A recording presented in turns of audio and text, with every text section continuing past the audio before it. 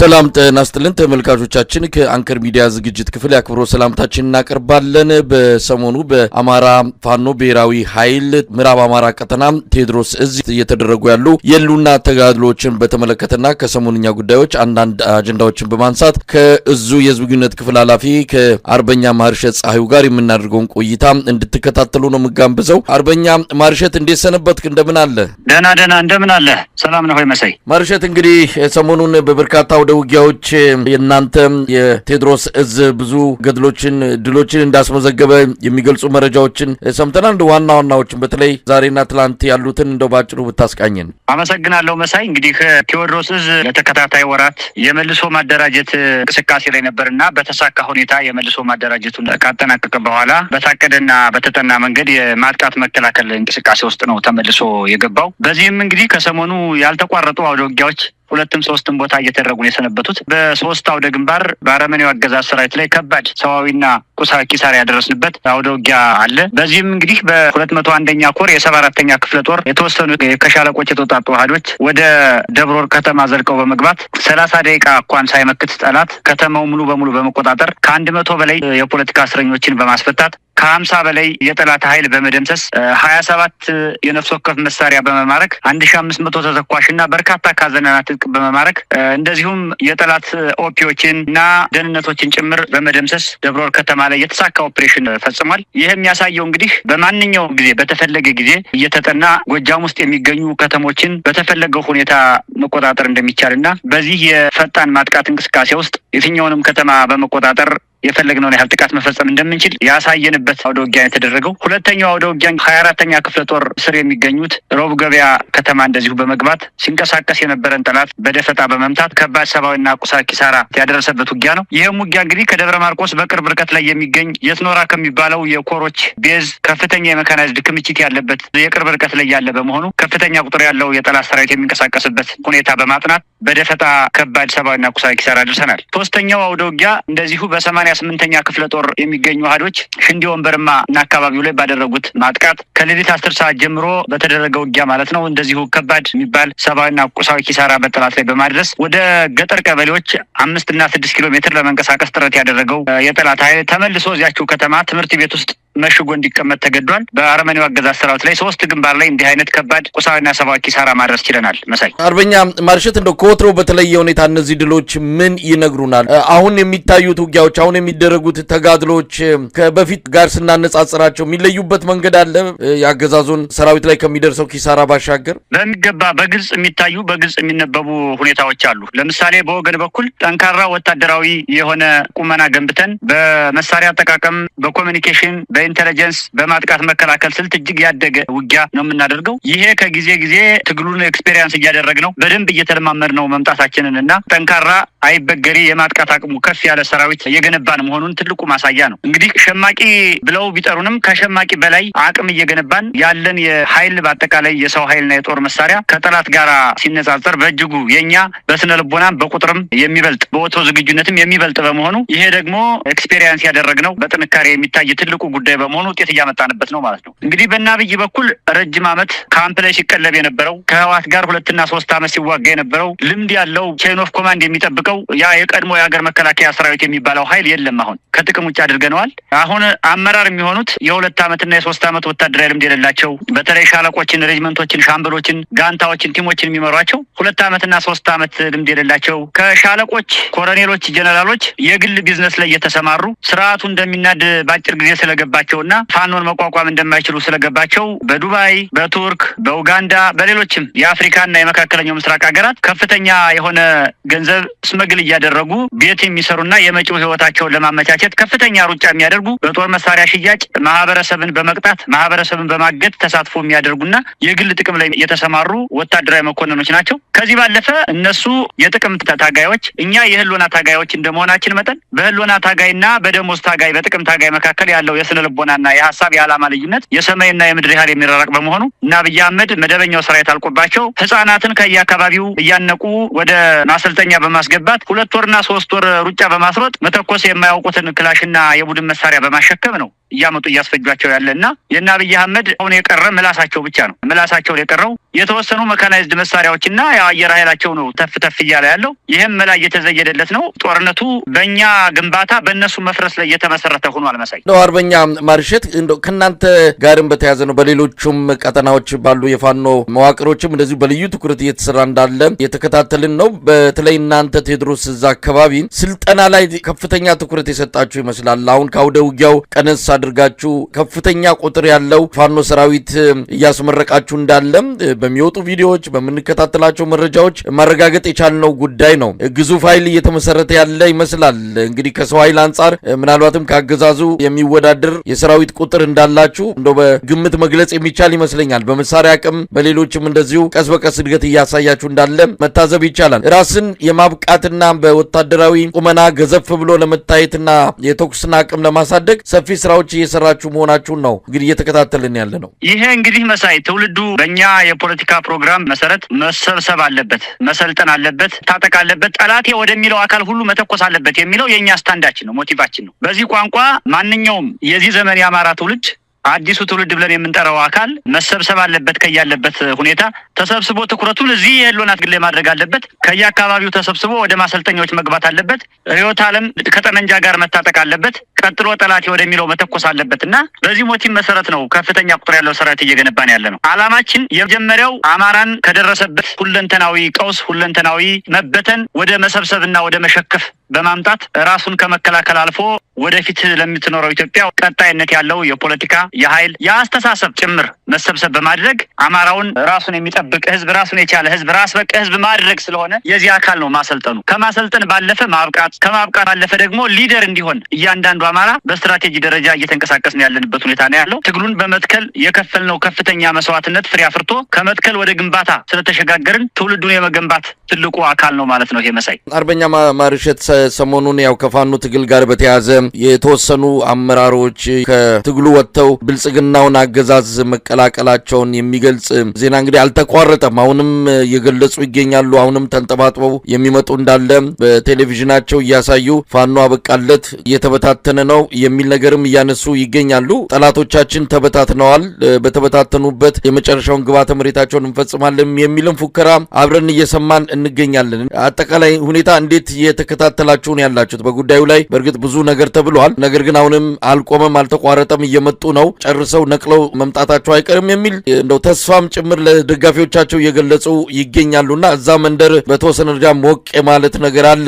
ፋኖ አበቃለት በሚል የሚያስጎመጅ ዜና ለደጋፊዎቻቸው እየገለጹ ይገኛሉና ይህንን እንዴት ታዩታላችሁ? ይሄ እንግዲህ ትግሉ የቆመበትን ምሰሶ ካለመረዳት የሚመጣ የፕሮፓጋንዳ ነው። ወይም ቢረዱትም አውቀውት እንዳላወቀ ለማየት ለማለፍ የሚጠቀሙት ዘዴ እንጂ ትግሉ የቆመበት ፒላር ሌላ ነው፣ ፈጽሞ ሌላ ነው። በየዘመኑ አማራ የደረሰበት የስልጣኔ ውድመት፣ አማራ የደረሰበት የርስት መወረር፣ አማራ የደረሰበት የታሪክ ክህደት፣ ሁለንተናዊ የህልውና ቀውስ ውስጥ የገባባቸው ኤሌመንቶች ዘርዝረን የአብይ አህመድ መንግስት ከመጣ ጊዜ ጀምሮ በካውንተር ሪቮሉሽን አማራውን ማንቃትና በማደራጀት በመሰብሰብ አብይን በመገርሰስ ከአብይ ቀጥሎ አማራውንም ኢትዮጵያንም ህልው ለማድረግ ሰላም ለማድረግ የጀመርነው አብዮት ቀስ በቀስ እያደገ ነው ወደ ጠመንጃ ትግል የተሸጋገረውና እነዚህ አሁን በግለሰብ ደረጃ እጅ እየሰጡ ፕሮፓጋንዳ ለመስራት የሚሞክሩ ግለሰቦች መጀመሪያም ትግሉን ለመትከል በምናደርገው እንቅስቃሴ ውስጥ ትግሉን አናስተክልም፣ መሬት ላይ አናስተክልም በማለት ከኛ ጋር ከፍተኛ የኃይል ፍልሚያ፣ የፖለቲካ ፍልሚያ፣ የድል ሽሚያ ውስጥ ሲሽቀዳደሙ የከረሙ ግለሰቦች እንደነበሩ እኛም እናውቀዋለን። መገለጫቸው የሚሆነው ከዚያ በኋላ በትግል ተከላ ሂደት ውስጥ እኛ አሸንፈናቸው ትግሉን መሬት ላይ በራሱ ህዝብ፣ በራሱ ሪሶርስ፣ በራሱ መልክዓ ምድር፣ በራሱ ሊደርሽፕ ከተከል ነው በኋላ እንግዲህ በትግሉ ውስጥ ተቀላቅለው ውሃና ዘይት ሆነው ለመቀጠል ፍላጎት ሲያሳዩ ነበረ። ከአደረጃጀታችንም መንጥረን እንዳወጣናቸውና በተለይ አብዛኞቹ እዚህ ጎጃም አካባቢ ስለነበሩና እኛም ጭምር መጀመሪያ እንንቀሳቀስበት የነበረው ቀጠና ላይ ስለነበሩ ከዚያ በኃይል መንጥረን ካባረርናቸው በኋላ ወደ ሌላ ቀጠና በመንቀሳቀስ አየር ላይ ተንሳፈው የነበሩ ግለሰቦችና ስርዓታዊ ተልእኮን አንግበው የነበሩ በመሆናቸው ትግሉን እኛ ስንተክል እነሱ ለመንቀል ጥረት ሲያደርጉ የከረሙ በመሆናቸው በዚህ መካከል የነበረ ፉክክር ነበርና ከዚያ በኋላ ትግሉ ከመትከል ወደ ግንባታ ሲሸጋገር መቀመጫ ስላጡና ሚሽናቸውን ስላጠናቀቁ ያው ብልጽግና በምታውቀው አኳኋን ተቀብሏቸዋል። በዚያ መንገድ ግን እነሱ ማምለጫ የሆናቸው ዘንድ ወይም ራሳቸውን ታጋይ ያስመስለው ይገልጹ ዘንድ በውሸት በማለት ድርድር በሚባል መሸፈኛ ቋንቋ ታጅበው ነው ወደ አዲስ አበባ የገቡትና ይሄ ፈጽሞ ፋኖ ትግል የጀመረበትን አንድ ባለማወቅ ባለመረዳት፣ ሁለተኛ የአማራው አብዮት የተጀመረበትን ዋና ኮዝ ፕሪቴክስትና ኢሚዲየት ኮዝ ካለመገንዘብ የመጣ፣ ሶስተኛ ደግሞ የማን ሚና ምን ነበረ ትናንትና ዛሬስ ምንድነው የማን ሚና የሚለውን በጥልቀት ካለመገንዘብ የመጣ ሐሰተኛ ፕሮፓጋንዳን መሰረት በማድረግ ሐሰተኛና አዲስ ትርክት በማዋለድ የህዝባችንን ዕዳ ለማራዘም የሚደረግ መፍጨርጨር ነው ብለን የምንገልጸው። መሳይ ትርክቱ አሁንም በተለያየ መልኩ እየተገለጸ ይገኛል። የምስራቅ እዝ ዋና አዛዥ የሆኑት ጀነራል ማመር ተሰማም ሰሞኑን ምዕራብ ጎጃም አካባቢ በተደረገ ህዝባዊ ስብሰባ ላይ ይሄ ባዳና ባንዳ የሚል ነገር አንስተዋል። ሁልጊዜ የምንለው ነው። ባዳና ባንዳ የሚል አንድ ቃል አብይ አህመድ ተናገረ። እስከ ታች ቀበሌ ድረስ አመራሩም የሚሊሻ ኃላፊውም ሁሉም እንደ ፋሽን እንደ ፈሊጥ እየተከተለው ባዳና ባንዳ ሲል ነው የሚውለው። እሳቸውም ይህንን አንስተዋል። ፋኖ ግብጽ ወያኔና ሻቢያ ተባብረው እየመጡብን ነው የሚል ነገር አንስተዋል። የፋኖን ትግል በሻቢያ ከጀርባ የሚደገፍ በወያኔ የሚደገፍ በግብጽ ሁሉ የሚደገፍ አድርገው ለመግለጽ የሄዱበት ርቀት ነው። ይህንን እንግዲህ የሚነግሩት ለአማራ ህዝብ ነው። የሉና ትግል ውስጥ የገባ የሉና ጥያቄ አለኝ ብሎ ይህንን ትግል ከጀርባ ሆኖ እየደገፈ ያለ ይሄ ትግል በህዝብ ባይደገፍ ኖሮ እንኳን አይደለም 3ኛ ዓመት 3 ቀን መቆየት የማይችል ነበረ። ምን ያህል የህዝብ ድጋፍ እንዳለው ማሳያ ትግሉ ከጊዜ ወደ ጊዜ እያደገ መምጣቱ አንድ ማስረጃ ሊሆናቸው በተገባ ነበር። ነገር ግን ለዚህ ህዝብ ነው እንግዲህ ይህንን ትግል በግብጽና በሻቢያ የሚደገፍ በህወሓት የሚጠመዘዝ አድርገው እየገለጹ ያሉትና አሁንም ገቡ የተባሉት የፋኖ መሪዎች ነን ብለው የሚገልጹ ሰዎችም እንደዚሁ ይህንን ጉዳይ ነው በደንብ አራግበው ያዳረሱት። በዋናነትም ከትግሉ የወጡበት ምክንያትን ሲገልጹም ከአማራ ጠላት ጋር አንተባበርም አብረን አንሰራም ብለን ነው የሚል ነገር ነው ያነሱት። እስቲ ምንድነው እዚህ ላይ ማለት የሚቻለው አርበኛ ማርሸት? እንግዲህ እኛ ወደ ጠመንጃ እንቅስቃሴ ከመግባታችን ከ2 ዓመት ተኩል ገደማ በፊት ኢትዮጵያ ውስጥ ያለው የፖለቲካ አስተላለፍ፣ ኢትዮጵያ ውስጥ ያለው የትርክት አስተላለፍ፣ ኢትዮጵያ ውስጥ ያለው የኃይል አስተላለፍ፣ አጠቃላይ ኢትዮጵያ ውስጥ ያለው የፖለቲካ ማዕቀፍ ዋር ኦፍ ኦል ኤጌንስት አማራ ነበረ። ወይም ሁሉም ኃይል ሁሉም ጦርነት ወደ አማራ ነበረ። ሁሉም አፈሙዝ ወደ አማራ የዞረ ጸረ አማራ ነበረ።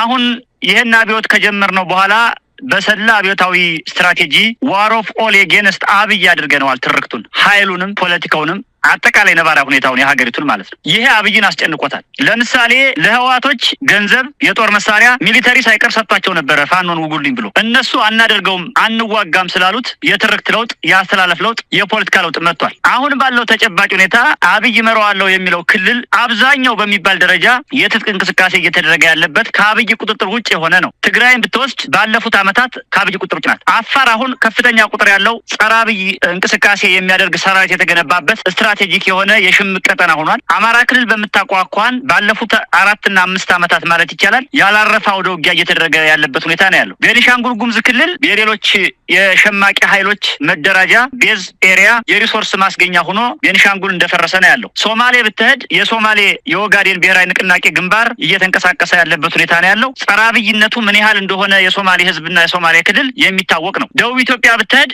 በመታቋቋን ያለውን የጸረ አብይ የገሃድና የህቡ እንቅስቃሴ ትረዳዋለህ። ኦሮሚያ ብትሄድ አሁን ከኦላ ቀጥሎ ወይም በራሱ የተደራጀው ወይም የአብይ አህመድ ግፍ ያንገሸገሸው የህልውና አደጋ ውስጥ የገባው አማራ በየአካባቢው ተደራጅቶ ኦሮሚያ በሚባለው ክልል ውስጥ በርካታ ክፍለ ጦሮችንና ኮሮችን መስርቶ ከፍተኛ የሆነ ወታደራዊ እንቅስቃሴ እያደረገ ነው ያለው። ስለዚህ በአንድ በኩል አብይ አህመድ ክልል የሚባለውን መዋቅር አብዛኛውን 70 እና 80% በማይቆጣጠርበት አሁናዊ ሁኔታ፣ በሌላ በኩል አማራን መሀል አድርጌ በትርክት በኃይል በፖለቲካ በመገርሰስ በማሸነፍ አማራውን በማስከበብ መሀል አድርጌ ቀጥቅጬ ትጥቅ አልባ አድርጌ እንደፈለገ ዘውሯለሁ የሚለውን ዋር ኦፍ ኦል ኤጌንስት አማራ የሚለውን የናብይን ስትራቴጂ እኛ ቀልብሰን ዋር ኦፍ ኦል ኤጌንስት አብይ በማድረጋችን ኢትዮጵያ ውስጥና ምስራቅ አፍሪካ ውስጥ በዚህ ህልውናው እያከተመ እንደመጣ ስለገባው አንድ ግለሰብ አማካኝነት እንደገና መልሶ ደግሞ ፋኖን ለመወንጀል ፋኖን አይደለም አማራን ለመወንጀል አማራን ብቻ አይደለም አሁን ያለውን ፋኖ የፈጠረውን ወይም የፋኖ የጠመንጃ እንቅስቃሴ የፈጠረውን የህልውና ትግል ለመወንጀል የሄደበት ርቀት እጅግ በጣም አሳዛኝ ቢሆንም እኛ ግን ዝንብ ያረፈችብን ያህል ሳይሰማን አሁንም የኢትዮጵያን የፖለቲካ ኢንቫይሮንመንት የኢትዮጵያን የኃይል አስተላለፍ